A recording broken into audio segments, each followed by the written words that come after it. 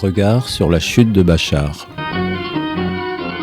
Nous allons écouter Salma Azmeh, une Syrienne révolutionnaire qui s'était engagée dans le processus révolutionnaire à partir de 2011 à Damas et qui a dû fuir avec son compagnon et ses enfants en 2014 pour se retrouver en France, mais ne jamais quitter la Syrie au fond et être finalement très agréablement surprise, c'est le moins qu'elle puisse dire, le 8 décembre 2024, quand il s'est confirmé que Bachar el-Assad tombait après 12 jours d'avancée des HTS devenus commandement général.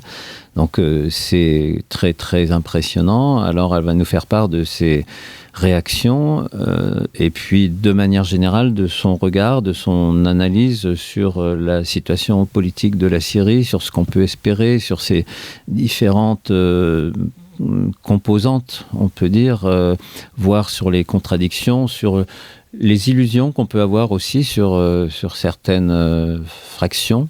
Donc c'est très intéressant puisque c'est un témoignage de quelqu'un qui connaît profondément son pays. Alors on la retrouve dans quelques instants, c'est donc à Radio Zinzine, dans les studios de la radio, que ça s'est fait le lendemain du 8, c'est-à-dire le 9 décembre 2024.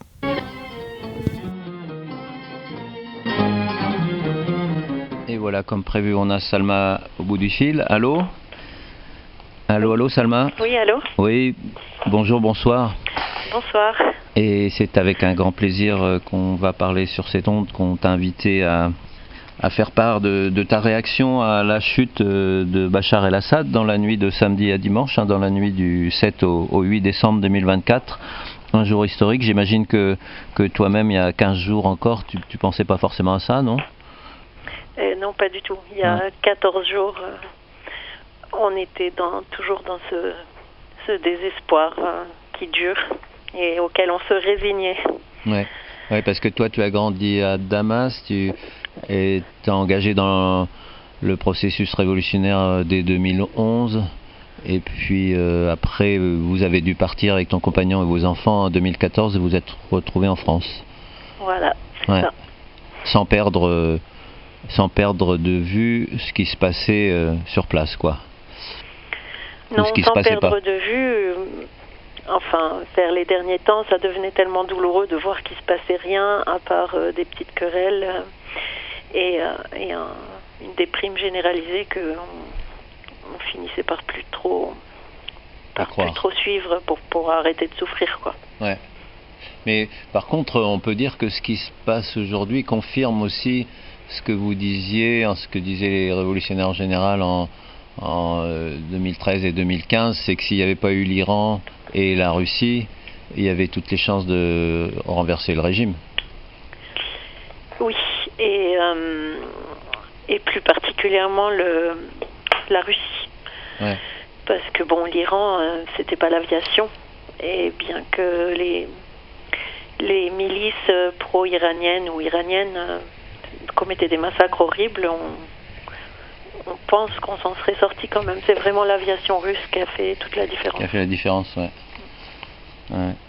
Et là, comment tu vois les choses, quoi, depuis ce dimanche ? Alors, il y a dans les temps forts qui sont diffusés, il y a évidemment la chute de Bachar el-Assad et son départ à Moscou, qu'on apprend par la suite qu'il est à Moscou, mais on se doutait un peu que c'était par là qu'il avait été. Et aussi, ce qui est très fort, c'est la libération des prisonniers de Saydnaya, qui est un enfer complètement dingue, quoi, qui est une des pires prisons du monde qu'on ait pu imaginer, où se pratiquaient des actes d'une cruauté inimaginable. Oui. Il y a d'un côté, il y a la nouvelle de la chute du régime. Ça, c'est vraiment quelque chose. C'est quelque chose qu'on a du mal, je pense, à mesurer l'ampleur. Et je pense que l'humanité entière devrait fêter ça vraiment et sans aucune hésitation et en profiter vraiment, parce que ça arrive très rarement dans l'histoire. Qu'un régime aussi cruel et terroriste tombe. C'est pas facile et c'est rare. Ouais, c'est fou. Après, oui. Ouais.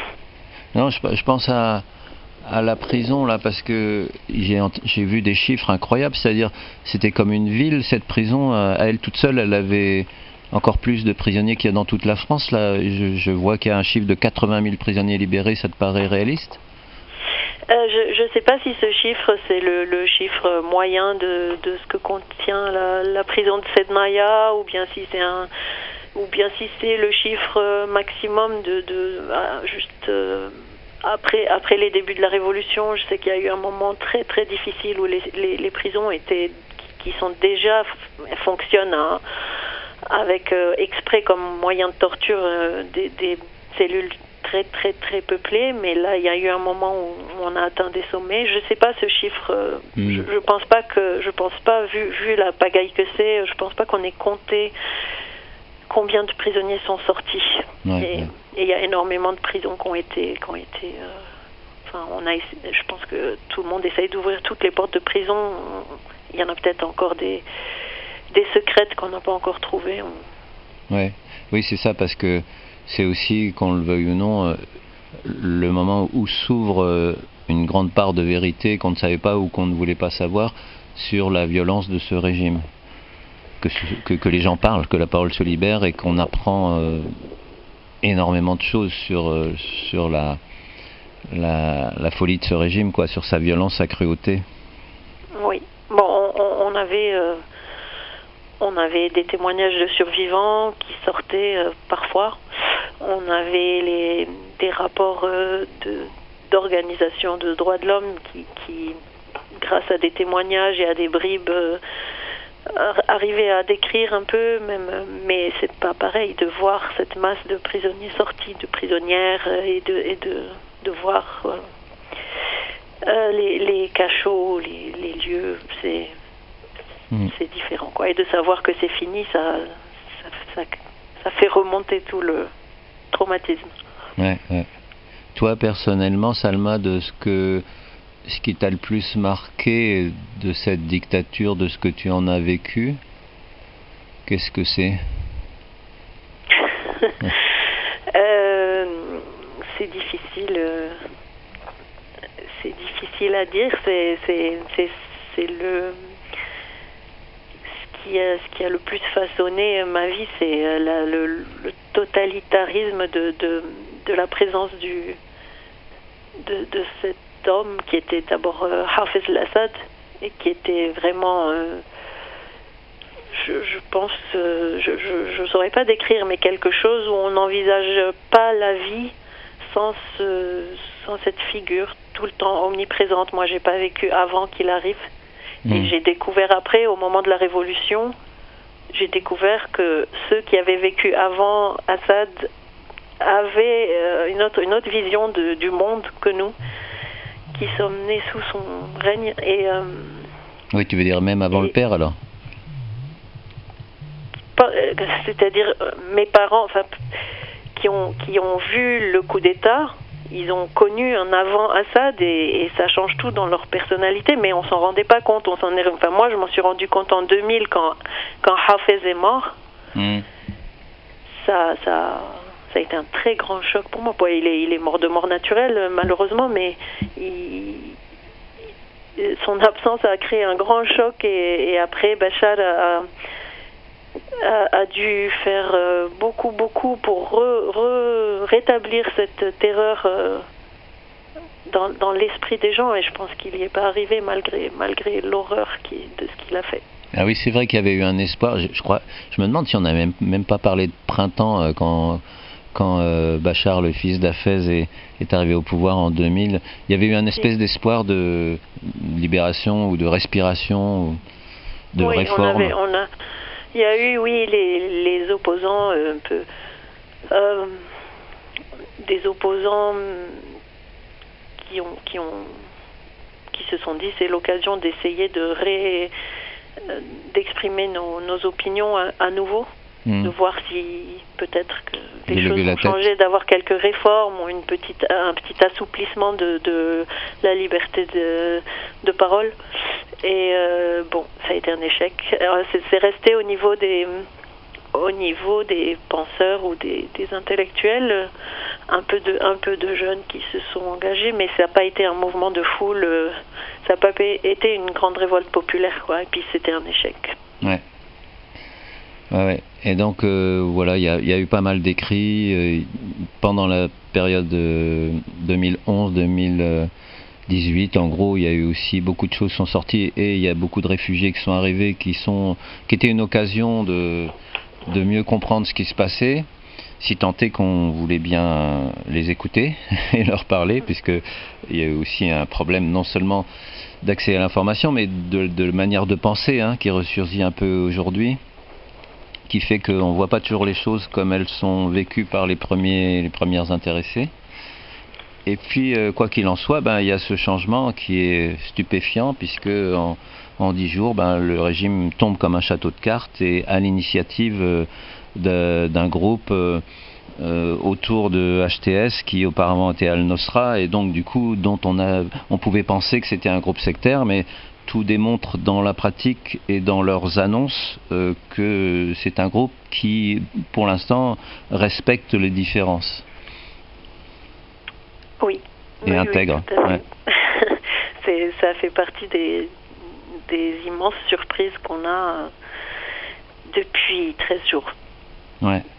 C'est une découverte pour des millions de Syriens qui étaient loin de cette zone, de cette enclave où s'amassaient des millions de Syriens déplacés, déportés là-bas. Ouais, donc là on parle d'Idlib, là où était le HTS ces dernières années, et donc là où les différents déplacés de différentes régions syriennes et qui ne passaient pas à l'étranger se retrouvaient, quoi. Oui, et puis c'est là que les opérations de déportation, après les redditions qu'il y a eu des différentes zones insurgées, sous siège, bombardées, il y a eu des espèces de redditions où l'accord c'était que une très grande partie des populations, voire toute la population de ces lieux, était déportée dans cette zone et n'était pas ni tuée ni emprisonnée. Ouais. Et du coup, on peut penser que ça faisait un peu laboratoire pour justement réfléchir à un autre projet de société entre les différents groupes de population qui se côtoyaient, quoi. Oui, entre les différentes tendances politiques, ou on va dire, ou idéologiques. C'est sûr, apparemment, clairement, ce changement, il n'est pas seulement dû à une personnalité spécifique qui a changé d'avis, c'est aussi dû à beaucoup de pression de la part de la population qui était trappée là et qui a fait pression pour qu'on change de stratégie, qu'on arrête toutes ces querelles et tout ce recours à Dieu, et ça a donné ses fruits, quoi. On n'y croyait pas, on avait arrêté d'y croire, les gens qui... Voilà, apparemment là-bas il y avait une dynamique assez positive, une certaine liberté de parole et un certain dynamisme. Pas mal de gens ont travaillé ensemble à ce renouveau de la lutte pour la chute du régime, quoi. Et franchement, en plus de la nouvelle de la chute du régime, on a cette surprise que ça se passe d'une manière particulièrement belle pour l'instant, auquel on n'aurait jamais rêvé de ça, à part les premiers jours de la Révolution, et où on s'est vite aperçu qu'on était beaucoup trop rêveur et exigeant, et là on a quelque chose qui se réalise qui est très très impressionnant. Comment tu vois l'évolution des choses maintenant? Maintenant, tout de suite. Ouais, quelle tournure ça prend, comment ça s'organise, parce que qu'on aime ou qu'on n'aime pas, on sait que quand il y a un changement au niveau d'un pays, il y a 1000 choses à gérer, à organiser, et il y a aussi des organisations politiques différentes. Il y a le côtoiement ou le clivage entre les organisations kurdes et les organisations dont on vient de parler, qui sont plus dans la perspective d'une révolution nationale, on pourrait dire. Tout ça, comment tu arrives à l'analyser? Alors, je crois que tu veux parler de la division de la Syrie actuelle. On avait plein de petites Syries jusqu'à il y a 2 semaines. Ouais. Là, maintenant, il en reste plus que 3. Il y a la Syrie occupée par Israël. Et oui. On peut en reparler après si tu veux. Il y a la Syrie qui vient d'être libérée du régime d'une manière incroyable. Ouais. Et pour toujours. Et il y a la Syrie qui est tenue par les FDS, qui sont des forces, une force militaire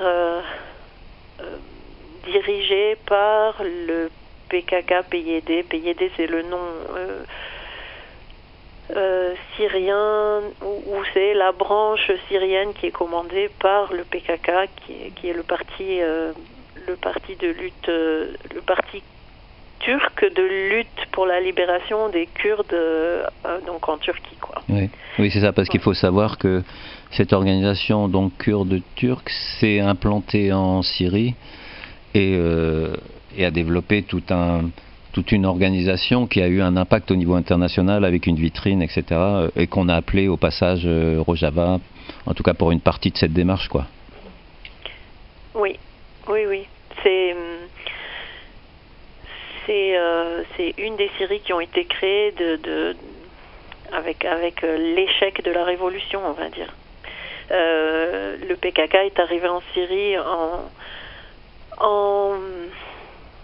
la date exacte, je sais pas si c'est 2012 ou début 2013, je crois que c'est 2012.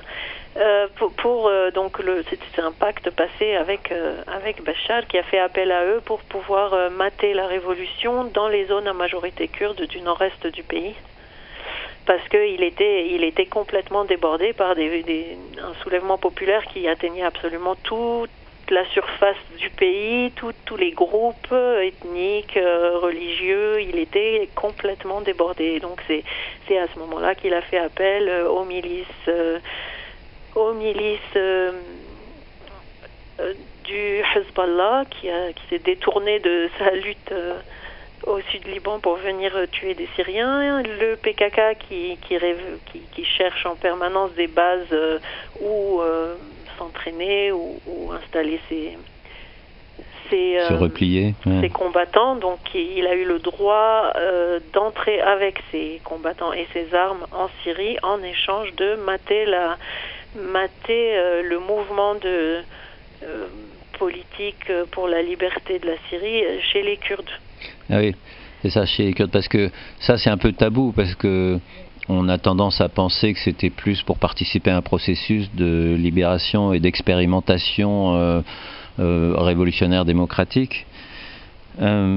Mais en fait, il y avait aussi un rôle, selon les périodes, non, plus ou moins au service ou en complémentarité avec le régime, quoi. Toute cette période, donc depuis 2012, le PKK a toujours marché main dans la main avec le régime, avec plus ou moins un discours anti-régime, pas toujours, et puis selon à qui il s'adresse. L'Occident, il dit volontiers qu'il n'aime pas Bachar. À l'intérieur, c'est beaucoup moins clair, et puis surtout, il travaille avec les forces du régime. Il y a des casernes qui viennent, elles ont été prises, enfin entre guillemets, annulées hier avant-hier. Alors que c'est des toutes petites casernes au milieu d'une zone tenue par les services de sécurité et les combattants du PKK. Il y a tout un tas d'alliés du PKK qui sont à l'intérieur de cette zone du PKK qui sont et oui, c'est un grand mystère pour les Syriens, kurdes ou pas kurdes, parce que quand le PKK est entré en Syrie, il a poursuivi les Kurdes activistes de la révolution, et donc il y en a plein qui sont partis et ils sont surtout pas revenus. Il y en a qui se sont fait assassiner, d'autres emprisonnés, mais bon. Donc on débarque au bout de quelques années d'errance, on débarque en Europe pour découvrir que les milieux qui sont censés lutter pour la liberté des peuples nous parlent de l'exemplarité de la lutte du PKK en Syrie. C'était un grand mystère, un choc, mais aussi une grande énigme pour nous. C'est vrai que c'est contrariant parce que on comprend la lutte d'organisations kurdes comme le PKK dans le contexte turc pour obtenir une indépendance ou au moins davantage d'autonomie, de reconnaissance et tout ça, de leur identité. Et du coup, ça engendre une sympathie tout à fait compréhensible. Et après, dans le contexte syrien, ben voilà, c'est Jekyll et Hyde là. Oui. Mais ce qui est encore plus étonnant, c'est que c'est quand même un parti à une identité stalinienne très forte. J'aurais compris que les staliniens, ceux qui divisent le monde entre à la manière de la guerre froide, j'aurais compris qu'ils choisissent ce camp-là.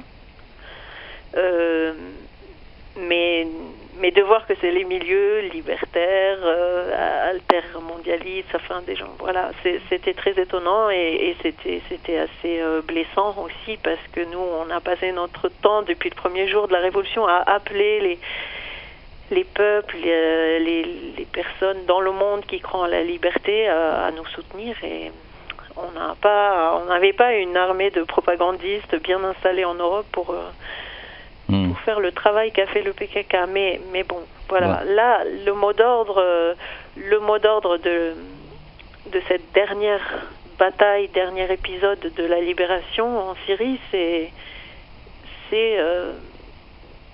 selon la tactique proposée par le commandement général des opérations. Oui, donc le commandement général, c'est le nouveau, enfin disons, c'est le nom qu'a pris la nouvelle organisation. Au cœur de laquelle se trouvaient les HTS, ceux qui sont en branle depuis le 28 novembre, quoi. Oui, disons que c'est un commandement uni pour les combattants de HTS qui sont un peu la puissance qui gère la province d'Idlib actuellement, plus toutes les brigades et combattants qui sont pas sous la coupe du HTS, mais qui ont fait alliance et qui se placent sous ce même commandement. Comme l'armée syrienne libre. Comme l'armée syrienne libre, comme tout un tas de factions, personne ne peut plus s'y retrouver tellement ça s'est compliqué au fur et à mesure qu'on perdait la bataille contre Assad. En tout cas, tout un tas de brigades, apparemment, il y a eu un travail tellement sérieux qui a été fait qu'ils ont fini par se mettre d'accord sous ce commandement unique.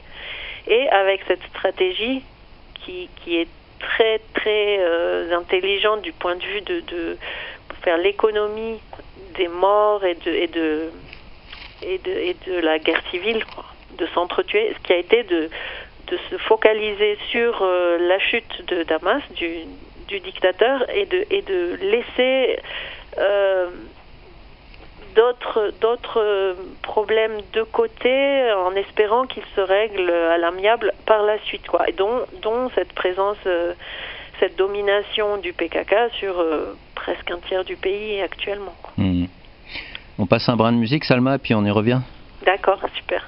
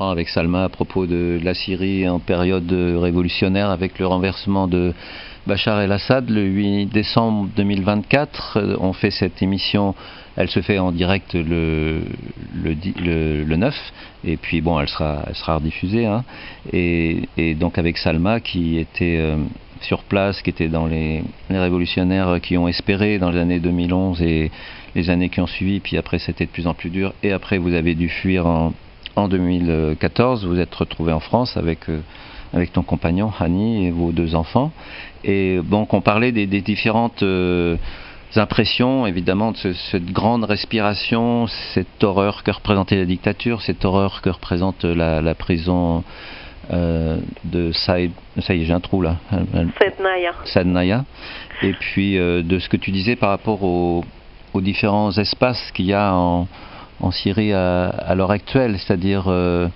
la partie libérée par l'organisation dont on vient de parler, hein, qui est maintenant le commandement général, la partie des FDS, PKK, PID, donc ces organisations kurdes dont une bonne partie vient de Turquie avec un double langage et qu'on n'a pas fini de bien comprendre jusqu'à présent. Et puis la partie occupée par Israël, parce que c'est vrai qu'il ne faut pas oublier qu'il y a une partie qui est occupée par Israël depuis 1967, qui a été annexée après, qui est le plateau du Golan. Alors moi, ça me rappelle un souvenir personnel, même une fois, tu sais, il y a Ivry Gitlis, le violoniste, tu vois qui c'est, non? Le violoniste israélien, juif, israélien, qui est mort il n'y a pas longtemps. Et il était passé une fois à Langoma, il disait chez Chouette, il disait c'est comme un kibboutz. J'ai dit ouais c'est vrai, sauf qu'il n'y avait pas de Palestiniens quand on est arrivé. Et il n'a pas trouvé ça moyennement drôle. Et après je le revois dans une conférence à Paris, c'est là où j'en viens à mon truc, où il était avec Marek Alter et je sais plus qui, et il parlait justement à un moment du plateau du Golan, en disant mais le plateau du Golan, il suffit de le regarder pour voir qu'on peut pas le rendre. Ben voilà, c'est vrai qu'il est stratégique le plateau du Golan, et visiblement ils sont toujours pas prêts à le rendre là, les Israéliens. Il a conscience quand même que l'injonction c'est de le rendre, c'est pas mal. Oui c'est vrai. Ça c'est un peu ce que disait Mahmoud Darwish, les Israéliens ils ont un problème avec la conscience quelque part, à un niveau quelque part. Ouais. Et donc ce qui se passe au moment où on parle, le 9 décembre, il y a eu une intervention israélienne en fait dans la période la période en mouvement, en changement actuel, quoi. Il y a eu qu'à l'instant même où Assad est tombé, quelques heures après en fait, il est tombé hier à 3h30 du matin, ça s'est confirmé. Et dans la matinée même, début d'après-midi, Israël a commencé à bombarder de manière de plus en plus rapprochée, et systématiquement tous les aéroports militaires, tous les lieux où il y avait des armes, les lieux de recherche. Bon, ils ont l'habitude depuis 14 ans de bombarder les centres de recherche. Mais là, ils détruisent systématiquement tout un tas d'installations militaires, et y compris des lieux militaires qui semblent être plus administratifs ou quoi. Donc on se pose des questions, et puis on s'inquiète. Alors il y a ça d'une part, et puis ils ont officiellement déclaré que la ligne de cessation des combats était caduque. Ils sont entrés physiquement en Syrie, ils ont continué du côté du Golan, puisqu'il y a encore une partie du Golan qui est syrienne. Ils ont décidé qu'ils géreraient eux-mêmes physiquement la zone ou démilitarisée imposée à la Syrie depuis l'occupation.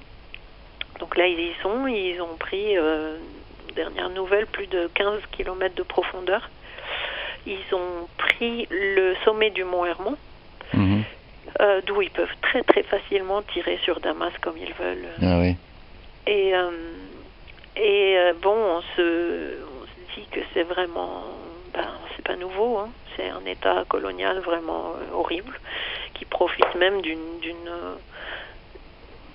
d'un mouvement populaire, d'un moment populaire. Rien à tirer de notre joie, de notre liberté et c'est vrai que c'était un peu, il y a un peu un truc qu'il faut savoir aussi là-dessus, c'est que je me souviens que en fait, il a beau avoir eu une certaine posture à l'Assad, les manifestations qu'il y ait sur le plateau du Golan contre l'occupation, il les réprimait. Complètement, elles étaient interdites. Il y avait un jour dans l'année, on avait le droit d'aller pique-niquer dans les zones libérées du Golan, mais c'est-à-dire juste une zone qui a été détruite et puis dont l'armée s'était retirée. De toute façon, vous avez bien vu, il y a eu 0 manifestation populaire pour Gaza en Syrie. C'était juste pas possible, à part dans les zones libérées. Ouais. Et puis là, on est une de nos émotions, de nos grandes émotions, c'est de voir que les Palestiniens et des Palestiniens et des Libanais fêtent avec nous le retour de la sortie de prisonniers en vie. Ouais. Des prisonniers palestiniens, dont des combattants de Qassam, des Libanais qui ont été arrêtés au checkpoint pendant l'occupation du Liban par Assad. Mmh. Et donc on se sent vraiment, dans des moments comme ça, on se sent encore plus appartenir à la même communauté à la même société, quoi. Mmh. Mais est-ce qu'il y a eu des réactions là du commandement général ça n'a pas été évident pour eux parce que ils savent qu'ils marchent sur des œufs, qu'il faut qu'ils montrent patte blanche. En même temps, il y a un engouement populaire qui doit faire du bien à celles et ceux qui ont pris cette initiative dans une certaine fenêtre, un moment propice avec l'affaiblissement du Hezbollah et le détournement sur l'Ukraine de la Russie. Mais on imagine tous les fronts toutes les lumières qui s'allument là, comment réagir par rapport à cette agression israélienne sans prêter le flanc au rapport de force et en même temps sans décevoir une bonne partie de l'opinion, quoi. J'ai l'impression que la tactique du commandement général, en tout cas, je vois pas d'autres tactiques possibles. J'ai l'impression que c'est la seule issue possible. C'est qu'on n'a pas le choix. Si on veut ne pas voir les dirigeants de cette bataille éliminés, non reconnus par la communauté internationale, et du coup tout repartir avec des bagarres, des vengeances et une guerre civile. On peut pas là maintenant tout de suite arrêter toute la tentative de reconnaissance de notre révolution sur le plan international pour dénoncer Israël. Évidemment que tout le monde dans son cœur dénonce Israël, mais on peut pas faire ça. Sinon, dans l'heure, on a vu combien Israël a de l'influence sur le monde entier. Et par contre, du coup, on dit rien. On est sidéré, mais même ça, on le laisse pas, ce sentiment d'horreur cynique d'Israël. On essaie de le reléguer parce qu'on n'a pas encore eu le temps de vivre cette joie qui nous submerge, et on n'a même pas encore réalisé ce qu'on vient de faire. Et donc on laisse ça de côté en se disant, en fait, la seule chose qu'on puisse faire, c'est attendre d'être plus fort pour ensuite, un jour, avoir la force, le pouvoir, le luxe de pouvoir dire, attention, c'est chez nous, Israël sort d'ici. Et oui, je vois dans un journal la citation d'un poète arabe pré-islamique, Imrul Qais, aujourd'hui l'ivresse et demain le devoir. Voilà, c'est ça, exactement. Et puis en faisant ça, mais on n'a pas le choix, en faisant ça, on court le risque de se voir bombardé, de se voir y compris assassiner les leaders de cette bataille, de ce dernier épisode gagnant de notre révolution, et peut-être, là déjà on a une petite occupation supplémentaire, mais ça peut être de grande ampleur aussi, on n'en sait rien. Personne n'est capable d'imaginer les horreurs dont est capable Israël. Mais du point de vue de des capacités d'adaptation et d'inclusion du processus actuel, une des choses qui m'a impressionné aussi, c'est que dans la zone de l'Ataquié, la zone d'origine ethnique, ou je sais pas comment on dit, de la famille Assad, des Alaouites, sur la zone côtière là, en fait les gens les ont bien accueillis, les révolutionnaires. D'abord, dans les villes côtières n'étaient traditionnellement pas alaouites. Elles ont reçu une grande population alaouite du fait que les alaouites sont des villageois, des montagnards, et que comme toutes les populations rurales en Syrie et dans le monde, elles ont migré vers les villes ces 30 dernières années. Et elles sont devenues très mélangées au niveau de ces communautés religieuses différentes. Le problème sur la côte est assez différent du reste du pays, parce que c'est vraiment un côtoiement de tous les jours avec ceux qui sont les piliers avec ceux qui représentent la base du système sécuritaire de torture et de terreur du régime. Donc, et pendant la révolution, ils ont dû faire face à des massacres terribles provenant de leurs voisins proches. Et donc la situation là-bas est particulièrement délicate. Mais on a d'abord cette victoire qui nous remplit d'amour et de générosité. Ouais. Et qui fait que on est particulièrement bien disposés tous les uns les autres à se pardonner, sauf peut-être les perdants, mais bon là ils n'ont pas le choix.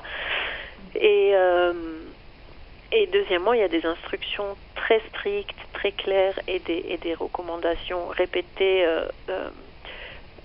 en permanence par les autorités, les nouvelles autorités, de ne pas se venger, de ne pas chercher les représailles, de respecter tout le monde, de ne pas verser dans le communautarisme, d'accepter tout le monde dans sa différence, de ne pas se faire justice soi-même. C'est vraiment c'est omniprésent dans le discours. C'est pour ça qu'on n'y croit pas. On comprend pas comment on a pu à la fois se débarrasser du régime comme ça alors que tout semblait perdu, et en plus avec un discours aussi raisonné, cool, aussi généreux. Oui. Ouais. Après, on peut pas prédire de la suite. Parce que même en étant, même en étant des saints, il faut quand même qu'il y ait un minimum de justice. Il faut qu'il y ait des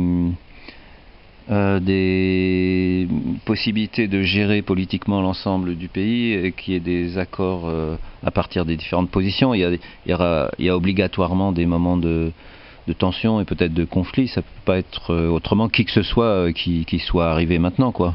Bien sûr, c'est sûr. Parce que rien que la justice, quand on voit l'horreur de Sadnaya, on peut pas dire il y a personne qui est responsable, quoi. C'est évident. Il va y avoir tous les dossiers sont prêts. Hein. Il y a énormément une foule de Syriens qui n'ont travaillé qu'à ça pendant les 13 dernières années, à récolter les preuves, à documenter tout ce qui est arrivé, en prévoyance du jour où on pourra enfin s'en servir pour la justice. Oui, ça c'est un travail extraordinaire, super instrument. C'est énorme. Après voilà, aujourd'hui il y a c'est un cousin germain paternel de Assad qui a été assassiné et qui a été par la foule, quoi, disons, justice ils se sont auto rendu justice. Et c'est sûr qu'il y a aussi un problème, logistique, qui fait que les dirigeants de la grande bataille ne peuvent pas être partout. Et que le reste de la population ne s'est pas préparé à tout maîtriser, la surveillance des lieux importants, des lieux stratégiques, des lieux où sont réunis tous les dossiers, toutes les preuves des crimes, des établissements publics, des institutions, tout ça. Il y a un problème, une course contre le temps et la préparation de la population. Enfin, voilà, pour Alep, ça s'est très très très bien passé. Tout de suite, il y a eu tout un système qui s'est mis en place pour que personne ne manque de rien dans les quelques jours qu'a duré la transition. Ni de nourriture, et empêcher les pillages. En plus, ça s'est plutôt remarquablement bien passé, mais parce que c'était pas loin d'Idlib, parce qu'ils s'étaient bien préparés. Damas, c'est sacrément plus loin, et il y a eu aussi les brigades du Sud qui sont arrivées avant les brigades du Nord. Et celles du Sud sont beaucoup moins bien organisées et moins disciplinées que... Et il manque toujours cette espèce de police provisoire pour empêcher les pillages. Ils arrivent progressivement, mais voilà, par exemple, les tirs en l'air, ils ont beau faire des communiqués pour dire qu'il ne faut pas tirer en l'air de joie, et visiblement à Damas ça ne marche pas du tout, quoi. Ouais. Les oiseaux doivent apprendre à zigzaguer. Les pillages des très nombreux palais. Oui. Ça a très très bien marché. Chacun veut son petit bout de souvenir de ce jour historique. Les images font penser à... Moi, ça me fait penser à comme si la population avait spontanément, comme ça, dans un grand élan, avait décidé que ça serait des musées populaires gratuits, et que tout le monde devait aller voir de ses yeux propres le fait que ces palais sont vides, qu'ils ne représentent plus aucun danger, qu'on peut les toucher, qu'on peut prendre la cuillère... Oui. En plus, ils sont tellement grands que c'est fait pour des groupes... des grands groupes humains, quoi, pas pour une petite famille de prédateurs, en fait. Tout à fait, c'est gigantesque, c'est ultra luxueux, c'est complètement fou. Et il y a encore 2 semaines, quand on levait le regard vers le palais du peuple qui surplombe toute la ville, on se sentait en tort déjà. On se disait, est-ce que j'ai vraiment le droit de scruter ce bâtiment? Est-ce que quelqu'un n'est pas en train de voir que je suis en train de le scruter? Ouais, c'est ça. Et là aussi, un des intérêts très importants de la période actuelle en Syrie, c'est que c'est aussi quelque part un laboratoire qui peut être observé du monde entier, et que cette greffe, cette possibilité de compromis ou d'évolution, de recherche politique, de discours, disons, convergents entre, on pourrait dire, la pulsion identitaire qui s'exprime à travers l'islamisme et qui se décline du syndicalisme citoyen aux djihadistes terroristes, donc qui veut pas dire grand-chose finalement, le mot islamiste, dans ces conditions-là, parce que on peut être dans des conditions, des situations, des attitudes radicalement différentes. Donc entre, disons, cette mouvance, cette culture politico-religieuse, et puis la culture, disons, la culture de représentation politique, tout l'éventail de culture politique qui s'appuie beaucoup sur le libre arbitre, en gros, que si en Syrie quelque chose arrive à évoluer mutuellement à ce niveau-là, un peu comme on pourrait l'espérer à partir des signes qui sont donnés avec le commandement général maintenant, ça sera un super exemple dans tout le monde arabo-musulman, puis de manière générale dans le monde politique, quoi. C'est sûr. Évidemment, on veut le mieux, mais ce qu'on a obtenu, c'est déjà tellement énorme. On va évidemment tous se mettre au travail, et c'est une des belles choses aussi qu'a fait le commandement général, c'est-à-dire qu'à peine quelques heures, je sais pas, 2-3 heures de la chute du régime, il a envoyé un communiqué invitant tous les exilés, les déplacés, les réfugiés syriens dans le monde à revenir. Ouais, ça, c'est très très touchant. Ouais. C'est un signe. Et les gouvernements hypocrites de l'Ouest ont déjà, commencent déjà à demander aux administrations de ne plus accorder le droit d'asile aux Syriens. Oui, j'ai vu ça bien avant. J'ai pas l'impression qu'ils aient reconnu le gouvernement transitoire. Donc avant de reconnaître le nouveau pouvoir en Syrie, ils ont déjà décidé qu'il n'y avait plus de problème. Oui, c'est ça. Moi, je vois ça comme une vexation de tous ces pays qui sont vexés de voir qu'on s'est libérés tout seul et qu'on n'a qu'une envie, là, tous ensemble, tous les millions qu'on est, de rentrer chez nous. Ça les vexe, alors ils veulent nous chasser maintenant. Oui, c'est ça.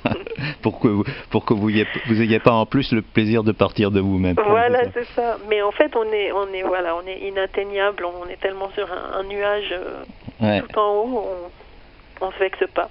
Ouais. Bon, eh bien, je crois qu'on va te laisser sur ton nuage, Salma. D'accord. Hein? C'est gentil, et puis j'espère que le maximum de gens sont sur un nuage aussi, parce que c'est vraiment pas que pour les Syriens. Ouais. Des tortionnaires pareils qui s'arrêtent de torturer et de terroriser, c'est bien pour tout le monde. Ouais, c'est ça. C'est la fin du poème de Baudelaire sur l'étranger, d'ailleurs. Hein. Les nuages, les merveilleux nuages là-haut. C'est là où il habite, l'étranger. Ouais. À bientôt, Salma. Merci pour tous ces explicitations, ce récit, cette émotion, et puis à suivre. Hein. Merci Alex, et félicitations à tout le monde. Allez, au revoir. À bientôt.